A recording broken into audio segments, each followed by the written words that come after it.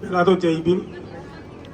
જય ભીમનો નારો એના માટે બોલું છું કે ડૉક્ટર બાબા સાહેબ આંબેડકરે મને આંદોલન કરવાની ને બોલવાની અભિવ્યક્તિની આઝાદી આપી છે અને એમના થકી ગયા મહિને 7 દિવસ સતત ભૂખ હડતાલ કરી.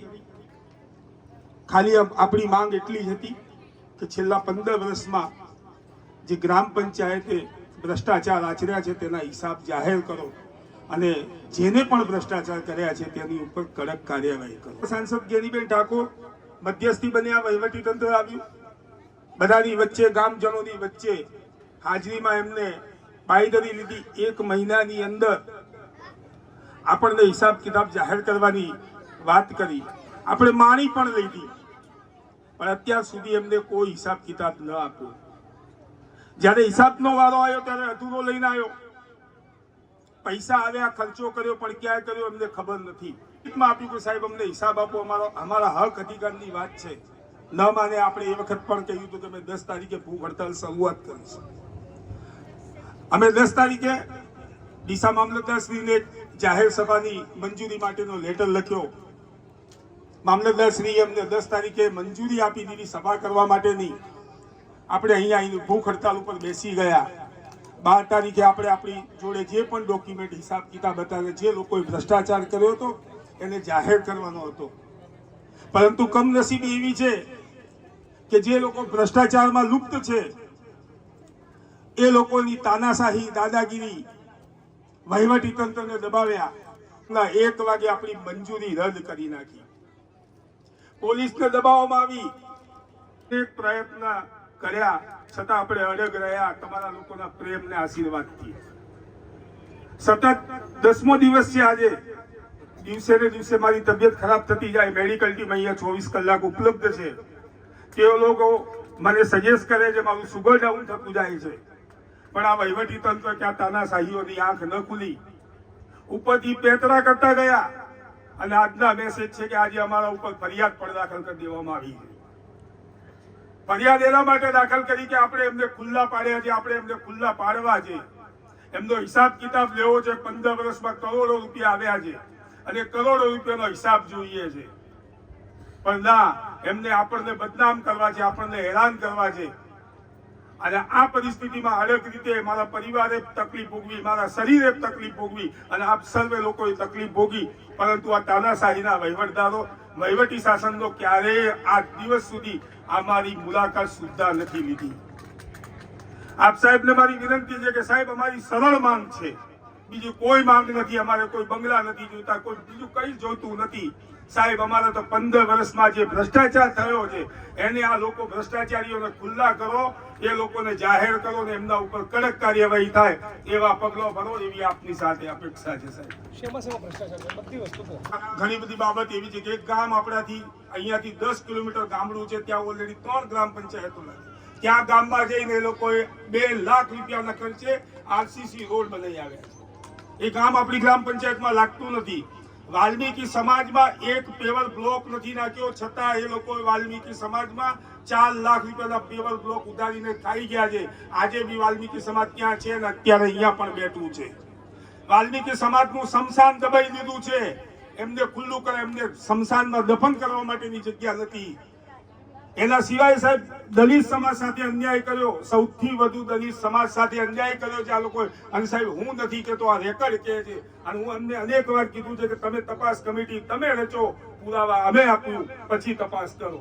અને જો અમે ખોટા સાબિત થઈએ તો જે પણ ગામ સજા આપે એ અમે ભોગવવા તૈયાર. બાકી તમે તમારી કાર્યવાહી કરો, છતાં એ લોકો માનવા તૈયાર નથી. ખોટા શૌચાલય બનાવ્યા, ખોટા ગટરો બનાવી અને સાહેબ દિવાલ તો એટલી બધી બનાવી દીધી છે લોકોએ 15 વર્ષમાં, જાણે ચાઇના કે પાકિસ્તાન જુનાઇસા ઉપર હુમલો કરવાનો. એટલી બધી દિવાલો બનાવી છે, અસંખ્ય દિવાલો. જગ્યા ઉપર જઈએ તો છે નહીં સાહેબ. ધાર્મિક સ્થળોને પણ આ લોકોએ છોડ્યા નથી. ધાર્મિક સ્થળમાં 50,000 રૂપિયાનું કામ કર્યું છે અને પૈસા ઉતાર્યા છે 5 લાખ રૂપિયા.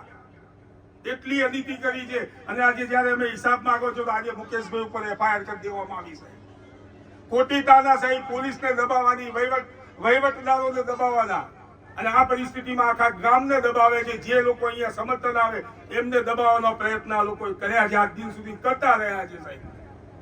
આપણે સાથે અપેક્ષા ગામની અપેક્ષા છે સાહેબ, ગામની લાગણી હતી, માંગણી હતી. આપ સાહેબ અમારો મુદ્દો લો, કારણ કે અમારો કોઈ નેતા નથી, કોઈ આગેવાન નથી આપના સિવાય. આપ અમારી જવાબદારી લો અને અમને અમારો ન્યાય અપાવો, એટલી આપનાથી અપેક્ષા રાખું છું સાહેબ. ભારત માતા કી, ભારત માતા કી, વંદે વંદે. આભાર.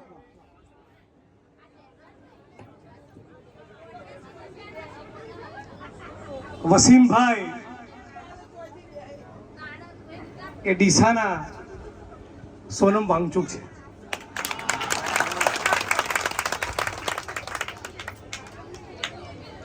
અને પોલીસ એમને ઉપાડીને લઈ જાય એની પહેલા હું એમના હાથ જોડી વિનંતી કરી આંદોલનનો બીજો રસ્તો બતાવી આજે એમના પારણા કરાવવા માટે આવ્યો છું. પણ એની ઉપર વાત કરું એ પૂર્વે આજે મને ખબર પડી કે આ તો પેલા 8 ચોપડીનું કામ છે.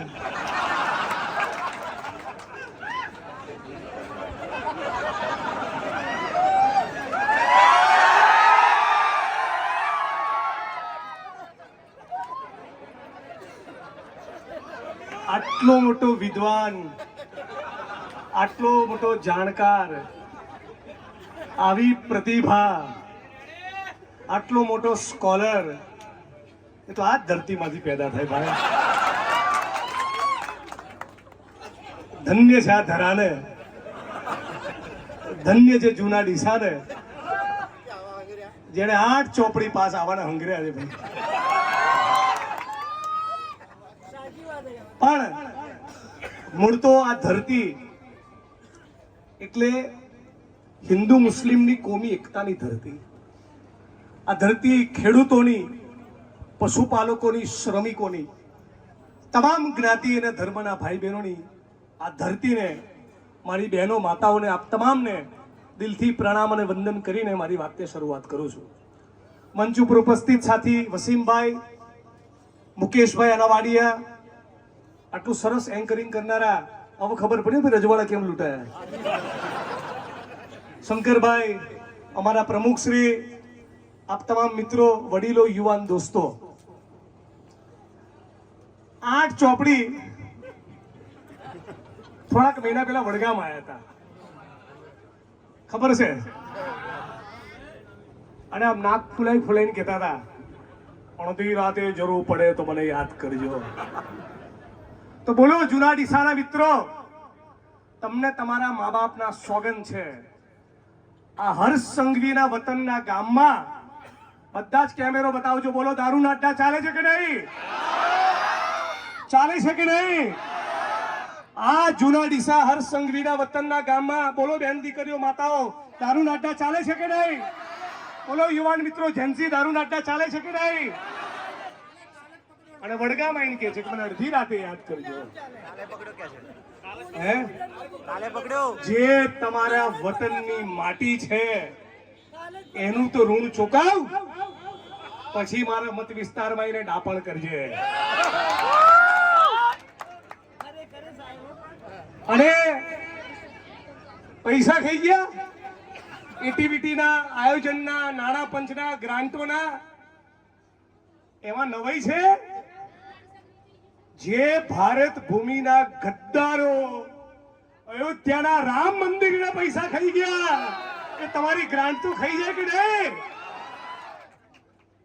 આમની જોડે તમે શું અપેક્ષા રાખો છો? सीता मैया बहुत दुखी है मोदी के काम से. બધા મારી સાથે બોલો, सीता मैया बहुत दुखी है मोदी के काम से. बोलो, सीता मैया बहुत दुखी है मोदी के काम से. बोले, ये तो सारे पैसे खा गए मेरे पति के नाम से. आज જૂના ડીસામાંથી, આજ ડીસા પંથકમાંથી આ જ વાવ થરાદની ધરતીમાંથી, આ જ બનાસકાંઠા પાલનપુરની ધરતીમાંથી પણ કોઈએ રામ મંદિર માટે ઈંટો મોકલી હશે કે નહીં? કોઈએ ચંદો ફાળો આપ્યો હશે કે નહીં? બધા જ લોકોએ પોતાની મહેનતની, પરસેવાની, કાળી મજૂરીની પાઈ જોડી એ અયોધ્યાના રામ મંદિરમાં ફાળો આપ્યો. અને આ ચોરના દીકરાઓ, ભારત ભૂમિના ગદ્દારો એનો ફાળો પણ ચાઉ કરી ગયા કે નહીં? હવે જે આખા હિન્દુસ્તાનના હિન્દુઓની આસ્થાનું પ્રતીક એવા મંદિરના રૂપિયા ચાવ કરી જતા હોય, એનો ચડાવ ચાવ કરી જતા હોય, તો વસીમભાઈ આ તમારી નાણાપંથી ગ્રાન્ટ તો ખાઈ જ જાય.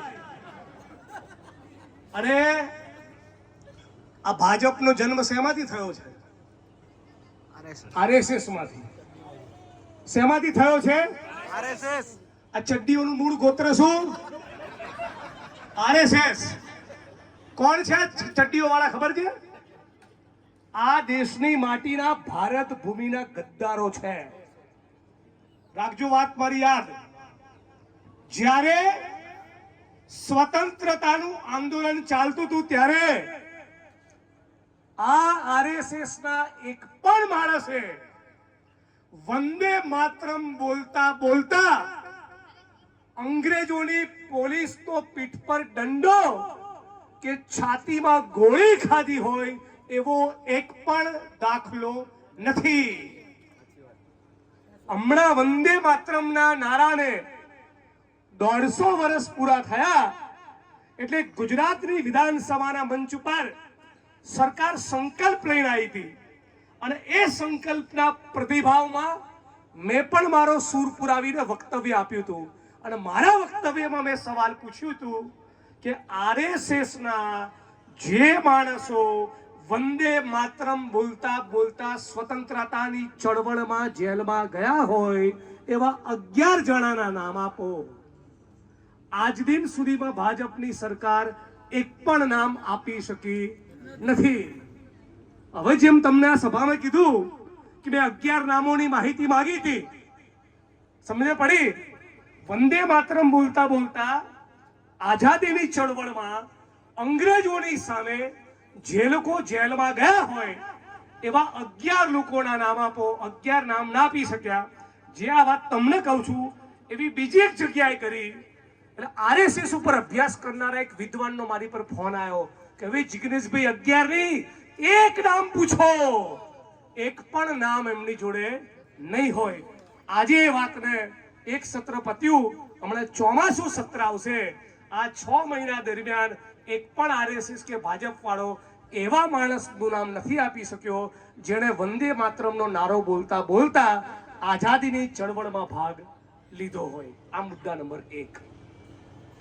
મુદ્દા નંબર 2, આઝાદીની ચળવળમાં મુખ્ય 4 પ્રવાહો હતા મારી સમજણ પ્રમાણે. એક, ગાંધી અને સરદાર વલ્લભભાઈ પટેલના નેતૃત્વમાં, કોંગ્રેસના નેતૃત્વમાં સ્વતંત્રતાનું આંદોલન ચાલતું હતું.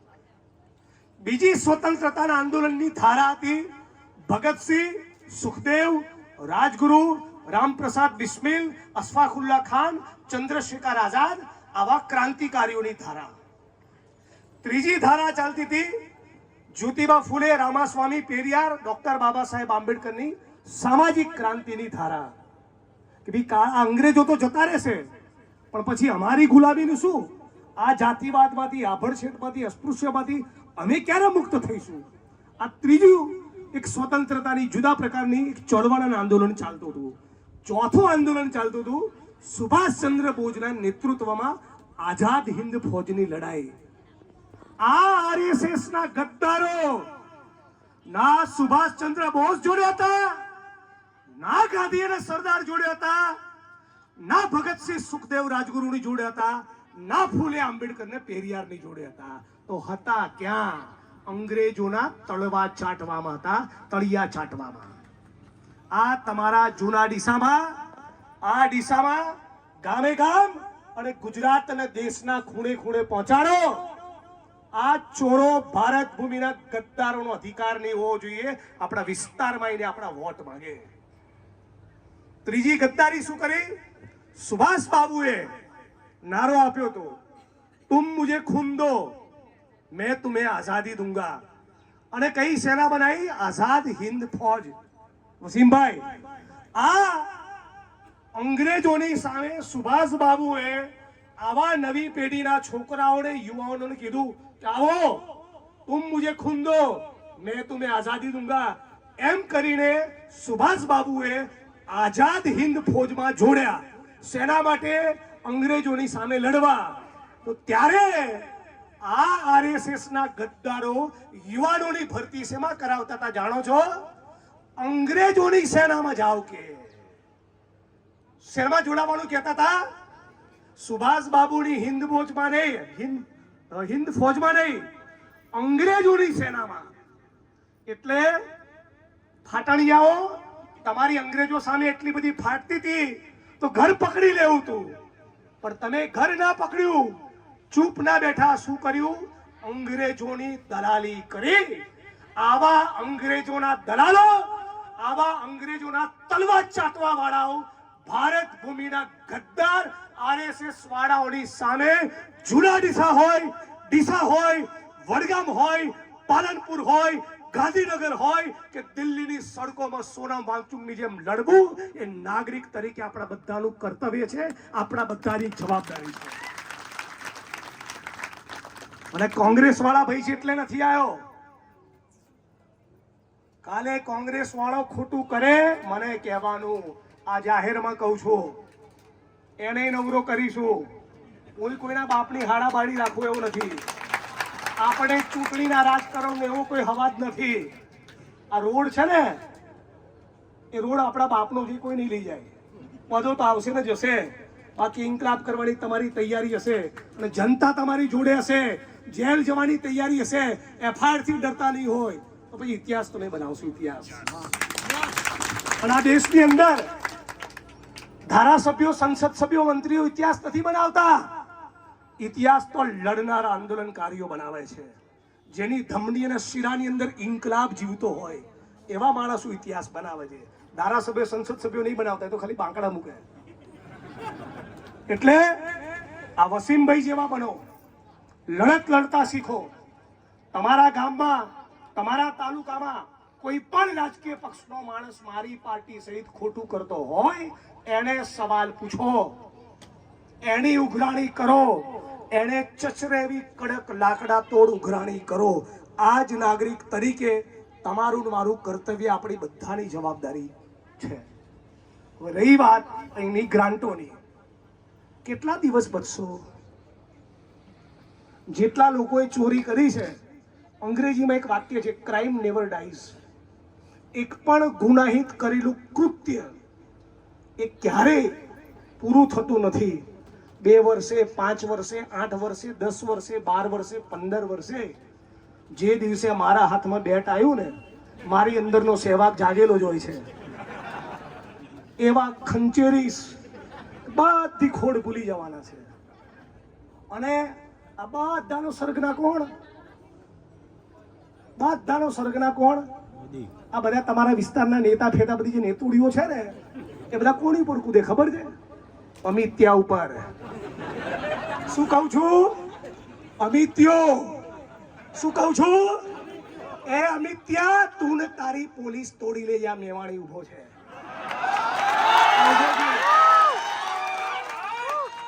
કેમ? કેમ કે હું આંબેડકર અને ભગતસિંહમાં માનવા વાળો છું. તમે જે નેતાઓને માનીને વાંચીને તૈયાર થયા છો એ તો તળવા જ ચાટતા હતા અંગ્રેજોના. તમારા ને મારામાં ફરક તો કાયમ રહેવાનો. એટલે ડરો નહીં, જિંદગીમાં ડરો નહીં. અને તમને કહું મુકેશભાઈ, એફઆઈઆર ઉભા થાવ. આમની સામે એફઆઈઆર નું પ્લાનિંગ કરે છે, તાલી પાડો યાર, પ્રસાદી મળી. તમને બહુ ક્યાં લઈ જશે? પાલનપુર, ડીસા. હું તો 2300 કિલોમીટર આસામ જઈને આવ્યો યાર. અને આસામની પોલીસે મારું કાંડું પકડ્યું હતું ને, ત્યારે બીજા હાથથી તો કહેતો હતો ઝુકેગા નહીં સાલા. એવો ને એવો જ છું ને. એરપોર્ટ ઉપરથી જ બાઈટ આપી હતી, જ્યાં લઈ જવો હોય ત્યાં લઈ જાઓ, જેટલા દિવસ માટે લઈ જવો હોય ત્યાં લઈ જાઓ, બાકી નાગપુરની નારંગીઓ તમને બહાર આવીને નીચોવવાનો ને નીચોવવાનો.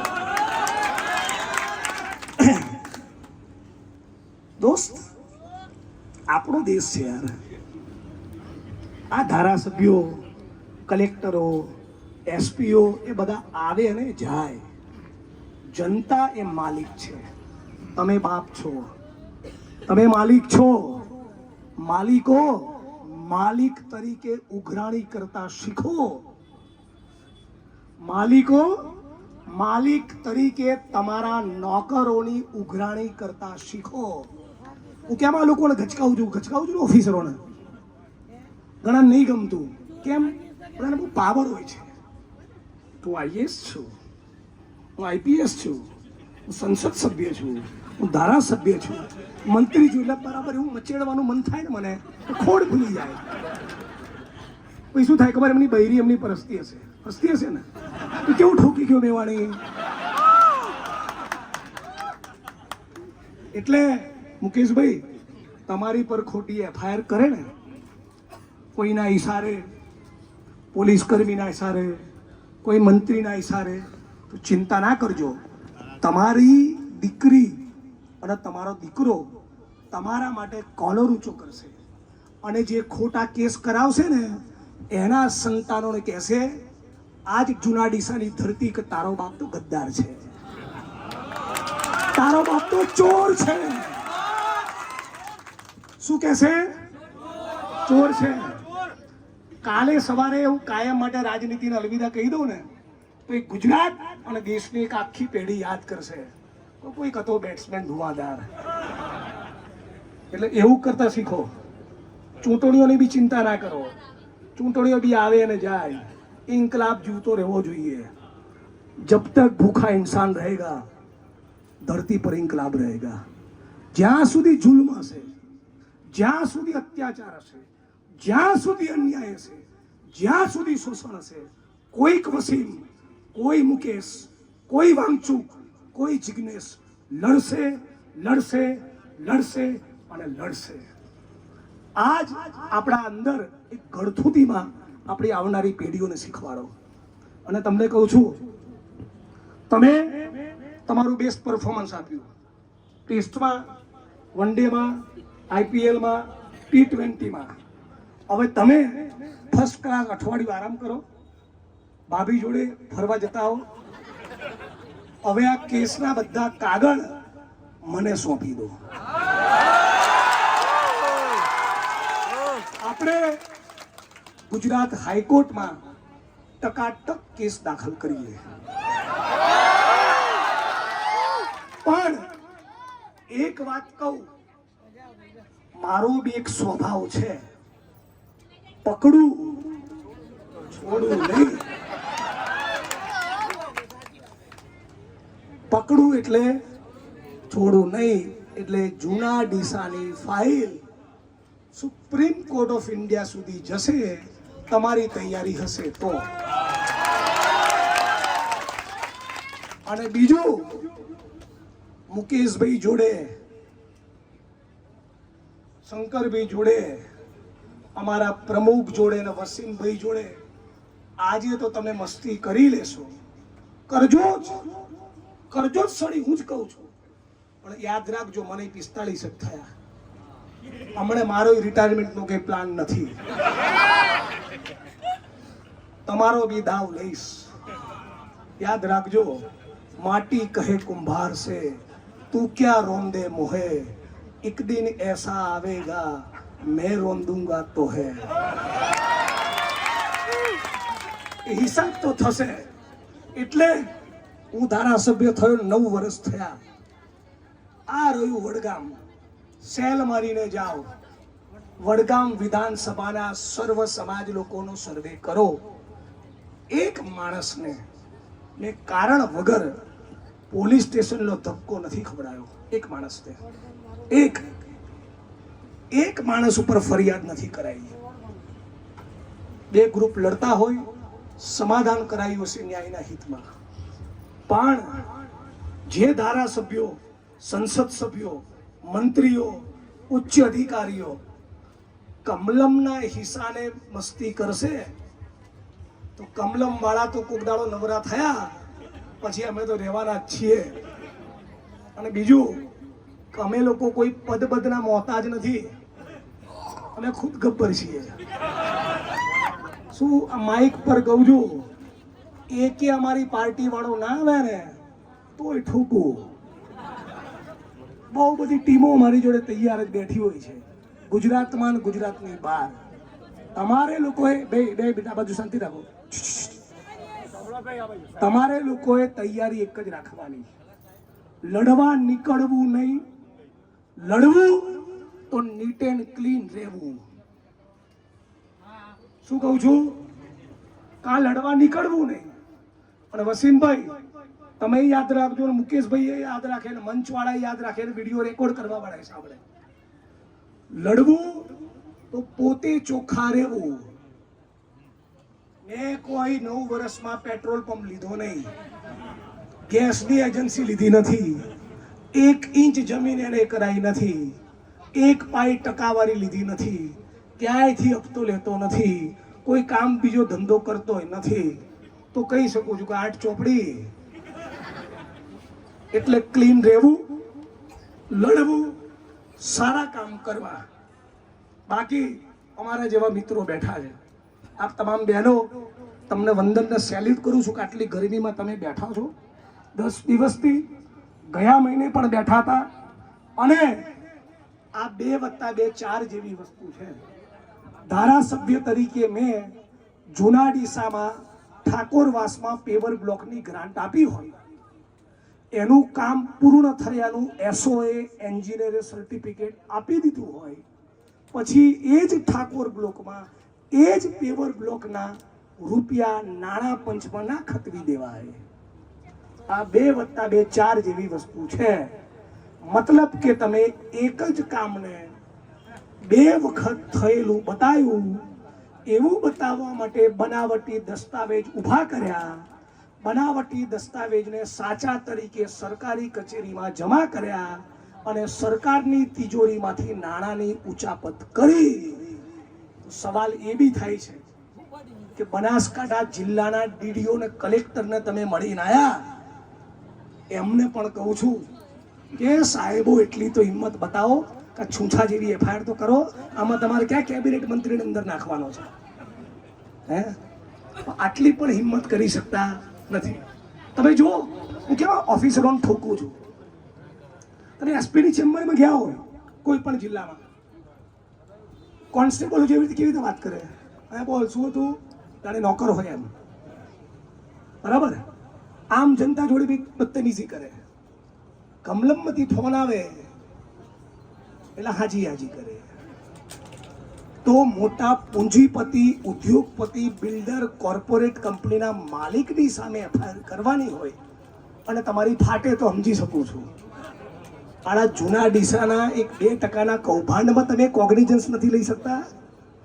ઢાંકણીમાં પાણી લઈને પ્રશાસને ડૂબી મરવું જોઈએ. ઢાંકણીમાં પાણી લઈને ડૂબી મરવું જોઈએ. કારે ઉઠીને કોઈ મોટા નેતા કે મોટા પૂંજીપતિનું 5000 કરોડનું કૌભાંડ હોય તો તમે આના શું તપાસ કરો? અને તમારામાં આટલું વેત ના હોય તારે મરી જાવ ને. શેના માટે ઓફિસરો થયા છો? હે, શેના માટે ઓફિસર થયા છો? આ સવાલ પૂછવો જોઈએ કે નહીં? તમને કાલ ઉઠીને 5000 કરોડના કૌભાંડની તપાસ સોંપીએ, તમે કરો શું દિયોરો? હે, શું કરો તમે? તમને મોટા અદાણી કે અંબાણીની ફાઇલ આપી હોય તો 20000 કરોડનું કૌભાંડ છે તો તમે શું વાયરો તપાસ કરો? આટલી તમે દીવા જેવી સ્પષ્ટ મેટરમાં, બેન આ બાજુ શાંતિ રાખો, આટલી દીવા જેવી સ્પષ્ટ મેટરની અંદર તમે જો તપાસ ના કરી શકતા હોય તો આ શેના માટે અધિકારી બન્યા છો? બીજું કંઈ કરવું તો ને જીવનમાં, આટલી શરમ નહીં આવતી? અને ખાસ કહેતો જઉં છું કે વસીમભાઈ એ લડ્યા છે, એ તમારા બધા માટે લડ્યા છે. સર્વ સમાજના લોકો, હિન્દુ મુસ્લિમ બધા માટે લડ્યા છે. આવા માણસની લડતમાં ટેકો આપજો. મુકેશભાઈ, શંકરભાઈ જેવા માણસોની લડતમાં, આંદોલનમાં ટેકો આપજો. આવા માણસોને એકલો પડવા દેતા નહીં. બાકી આજે તમે જે ચીચિયારી કરો, તાલી પાડો, વિડીયો લો છો ને, એનો કોઈ મતલબ નથી. કાલે ઉઠીને આ સભામાંથી 5 જણા હોય તો પણ તમે ટેકો કરજો. એ આપણી જવાબદારી, આપણું કર્તવ્ય છે. ક્યારેક હું લડવા નીકળું તો ક્યારેક 5 માણસ નીકળે, ક્યારેક 5000 પણ નીકળે. આપણા દેશની જનતાની તાસીર આવી છે ભાઈ, પણ આપણે સત્યનો રસ્તો કોઈ દિવસ ચૂકવો નહીં. અને રાહુલજીનું વાક્ય યાદ રાખજો, ડરો મત. ડરવાનું તો નહીં જ. અને વસીમભાઈ ને મુકેશભાઈ, છેલ્લે મારી વાણીને વિરામ આપતા પહેલા, લડો તો ક્યારેક કિંમત પણ ચૂકવવી પડે. मरना भी नहीं है और जन्नत जाना है, ऐसा नहीं होवे बाबा. जिग्नेश भाई અમિત્યો કેવો તો આસામનો આટો મારવો બી પડે, પછી અંદર જઈને અફસોસ નહીં કરવાનો. બરાબર? બહુ પાર્લામેન્ટમાં ડોક્ટર બાબા સાહેબ આંબેડકરનું અપમાન કર્યું ને, કે શું આંબેડકર આંબેડકર આંબેડકર કરો છો, ત્યારથી એને અમિત્યો કરું છું. બરાબર ને? હિસાબ તો થવો જોઈએ ને. તું જે દિવસે સોરી કહીશ એ દિવસે હું બી તને સોરી કહીશ. હે તડી પાર. એક દિવસ અમદાવાદમાં મારો કાર્યક્રમ હતો. છેલ્લે એક કિસ્સો કહું, મજા આવશે, સિટી મારવાનું મન થશે. તો અમદાવાદના કાર્યક્રમમાં પોલીસ પરમિશન નતા આપતા. ડિસિપ્લિનને ફોન કર્યો તો 12 વાગ્યા છે, સર્કિટ હાઉસમાં બેઠો છું. 2 વાગ્યાને 1 મિનિટ થઈને તો પોલીસ પરમિશનનો લેટર મારા હાથમાં હથેળી પર ના આવ્યો. મારાથી ભૂંડું કોઈ નહીં હોય. ખડાક લઈને 1:30 વાગે આવી ગઈ. લો સાહેબ પરમિશન. પછી પરમિશનના લેટરમાં એવું લખ્યું હતું કે ભારતના ગૃહમંત્રી અમિત અનિલ ચંદ્ર શાહ વિશે કોઈ ટિપ્પણી નહીં કરવાની, એ શરતને આધીન પરમિશન આપીએ છીએ. મેં કીધું આ નવું આવ્યું. એટલે મેં તો કંઈ નહીં. કાર્યક્રમ ચાલુ થયો, માઇક હાથમાં લીધું. બધું પોલીસના મિત્રોને હું સંપૂર્ણ સહકાર જાહેર કરું છું. ભારતના ગૃહમંત્રી અમિત અનિલ ચંદ્ર શાહ વિશે એક શબ્દ નહીં બોલવું, તો પેલો તડીપાર જે અમિત્યો છે એના આજે છોતરો કાઢી નાખવાનો છે. બરાબર? બોલો બાબા સાહેબ કીધું, તું તાણા આવી જાય. આપણે તૈયાર જ છીએ. આસામ જવાનું આવે, અરુણાચલ જવાનું આવે, મણિપુર જવાનું આવે. હું તો પૂનમ ભરવા જાઉં ને આસામમાં, ફર્સ્ટ ક્લાસ ત્યારે ડુંગરા જોઉં, મસ્ત બ્રહ્મપુત્રા નદીના કાંઠે ફોટો પડાવું, આસામની અલગ અલગ ડીશો કહું. કોઈ ટેન્શન જ નથી. अपने साथ आना भी फ्री, जाना भी फ्री, पकड़े गए तो अंदर खाना भी फ्री. આવી ભાવના રાખવાની, ખોટું નહીં કરવાનું, લડવાનું, ડરવાનું નહીં. આટલું કહીને મારી વાણીને વિરામ આપું છું. આપ તમામ લોકોનો શુક્રિયા, ખૂબ ખૂબ આભાર. શું છે? શ્રી જિગ્નેશભાઈ મેવાણી સાહેબ આપણા કન્ટિન્યુ 10 દિવસથી બેઠેલા વસીમભાઈ ચાવડાને પારડા કરાઈ રહ્યા છે. વસીમભાઈ તો માગે બળો, વસીમભાઈ તું માગે બળો.